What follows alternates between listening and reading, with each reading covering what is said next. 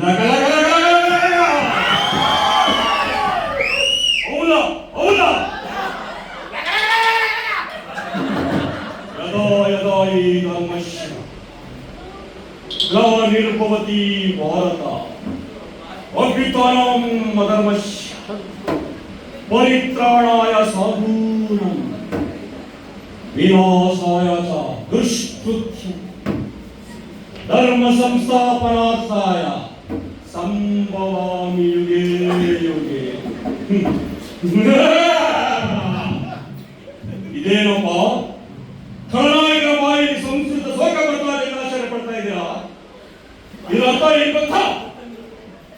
ಜಗತ್ತಲ್ಲಿ ಅನ್ಯಾಯದ ಅಟ್ಟಹಾಸ ಹೆಚ್ಚಾದಾಗ, ಅಧರ್ಮ ತಾಂಡವ ಮಾಡ್ತಿರುವಾಗ, ನಮ್ಮಂತ ಕವಳದನಿಕರ ದಬ್ಬಾಳಿಕೆ ಹೆಚ್ಚಾದಾಗ ಅದ್ರ ಮಟ್ಟ ಹಾಕ್ಲಿಕ್ಕ ಆ ದೇವರು ಯಾವುದೋ ರೂಪ ಬರ್ತಾನಂತೆ. ಆದ್ರೆ ಇದು ಕಲಿಯುಗ, ತಲೆ ಇರೋದ ಕಲಿಯುಗ, ತಲೆ ತೆಗೆಯೋದ ಕಲಿಯುಗ, ತಲೆ ಹೊಡೆಯೋದ ಕಲಿಯುಗ ಅಂದಾಗ ಆ ದೇವರು ಬರೋದು ಅಂದ್ರೆ ನಮ್ಮನ್ನು ಮಟ್ಟ ಹಾಕೋದು ಅಂದ್ರೆ ಸಾಧ್ಯವೇ ಇಲ್ಲ. 5 ವರ್ಷಕ್ಕೊಮ್ಮೆ ಚುನಾವಣೆ ಬಂದ್ರೆ ಸಾಕು, ನಿಮ್ ಮನೆ ಮುಂದೆ ಬಂದು ಭಿಕ್ಷಾ ಅಂದಿ ಭಿಕ್ಷೆ ಬೇಡ್ತೀವಿ.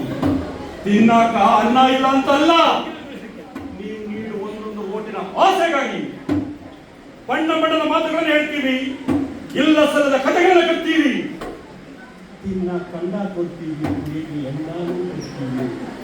ಪ್ರಸನ್ನ ಆಗಿದ್ರೆ ಇನ್ನು ಏನೇನು ಮಾಡ್ತೀವಿ, ಹೆಂಗಾದ್ರು ಮಾಡಿ ಒಂದು ಓಟನ್ನು ಕಿತ್ಕೊತೀವಿ.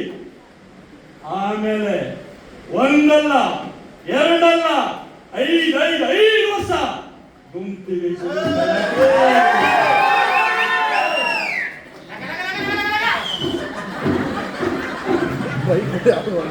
ಇದು ನಮ್ಮಂತ ನಾಯಕ ಆಗಿರ್ತಕ್ಕಂಥ ಲೆಕ್ಕಾಚಾರ.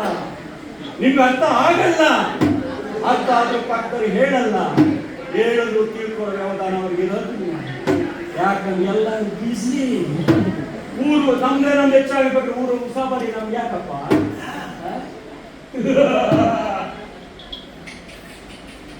ನೀವು ಬದಲಾಗಲ್ಲ, ಬದಲಾಗಿ ನಮ್ಮಂತ ಬಿಡಕ್ ಚಾನ್ಸೇ ಇಲ್ಲ. ಆಫ್ಟರ್ ಆಲ್ ಪಾನ್ ಅಂಗಡಿ ಹಾಕಿದನು 500,000 ಆಗಲಿ ಅಂತ ಆಸೆ ಪಡ್ತಾನೆ. ನೀ ಮುಖ ನೋಡ್ಕೊಂಡು ಚುನಾವಣೆಯಲ್ಲಿ 500,000 ಹೆಚ್ಚಿದ್ದೀನಲ್ಲ, ಹ್ಯಾಂಗ್ ತೆಗಿಬೇಕಪ್ಪ? ಅದನ್ನ ಹ್ಯಾಂಗ್ ತೆಗಿಬೇಕು? ಭೂಮಿ ಮೇಲೆ ಒಂದು ಬೀಜ ಬಿತ್ತಿದ ರೈತ ಒಂದ್ ತೆನೆಗೆ ಆಸೆ ಪಡ್ತಾನೆ ಅಂತಂದ್ರೆ ನಾವು ಆಸೆ ಕೊಡತ್ತಪ್ಪ.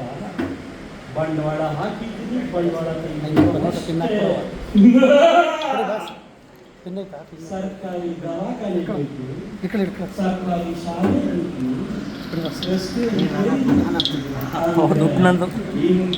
ಬೋರ್ಗೆ ನಮ್ಮಪ್ಪ ಹುಡ್ತಾನೆ. ಬಂಡವಾಳ ಹಾಕಿದ್ದೀನಿ, ಬಂಡವಾಳ ಕರೀತೀನಿ. ನೀವ್ಯಾವ ಓದ್ತೀವೋ ಅಲ್ಲೇ ಬೇಕು.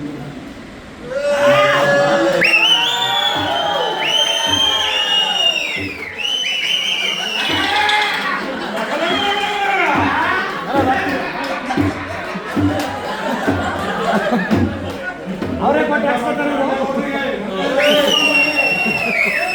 ಹಿಂಗೆ ಚೇಂಜ್ ಮಾಡಿ ನಾವು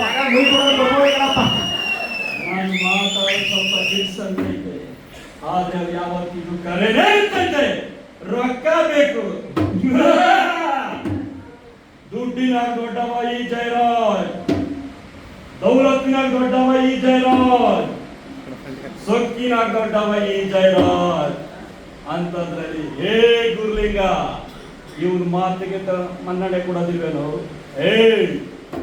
ದ್ವಾಪರ ಯುಗದ ಒಬ್ಬನೇ ಗಂಡಸು, ಅದು ಅರ್ಜುನ ಕುರುಕ್ಷೇತ್ರದಲ್ಲಿ.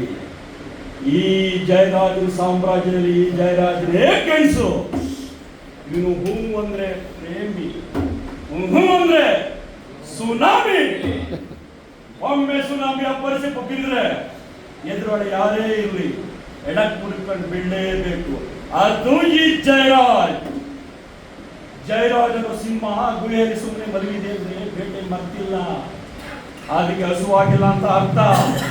ಒಮ್ಮೆ ಹಸುವಾಗಿ ಪಂಜ ಬೀಸಿದ್ರೆ ಯಾವುದೇ ಬೇಟೆ ಯಾವುದೇ ಇರ್ಲಿ ಎಡಕ್ ಮುರ್ಕೊಂಡು ಪಾದದ ಕೆಳಗಡೆ ಬೀಳಲೇಬೇಕು. ಅದು ಈ जयराज जलते उसको आग कहता है, बुझते उसको राग कहता है. जयराज निकला तो अंडरवर्ल्ड डान डान डान कहता है. ಅದು ಈ जयराज. ವಿಷ ತುಂಬಿದ ಸರ್ಪದ ಎಡೆ ಮೇಲೆ ಎಷ್ಟೇ ಹಾಲು ಸುರಿಯುವೆ ಅಲ್ಲೊಂದು ವಿಷ ಕಮ್ಮಿ ಆಗಲ್ಲ. ಈ ಜಯರಾಜನ ಮನಸ್ಸಿನ ಮುಂದೆ ಎಷ್ಟೇ ಒಣಕ ಮಾತುಗಳಾಗುತ್ತವೆ. ಏ ಕುಲಕರ್ಣಿ,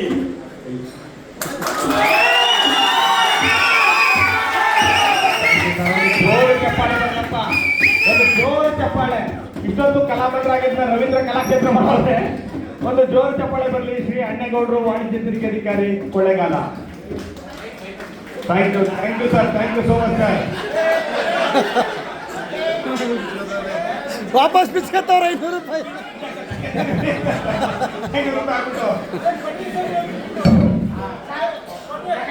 ಸರ್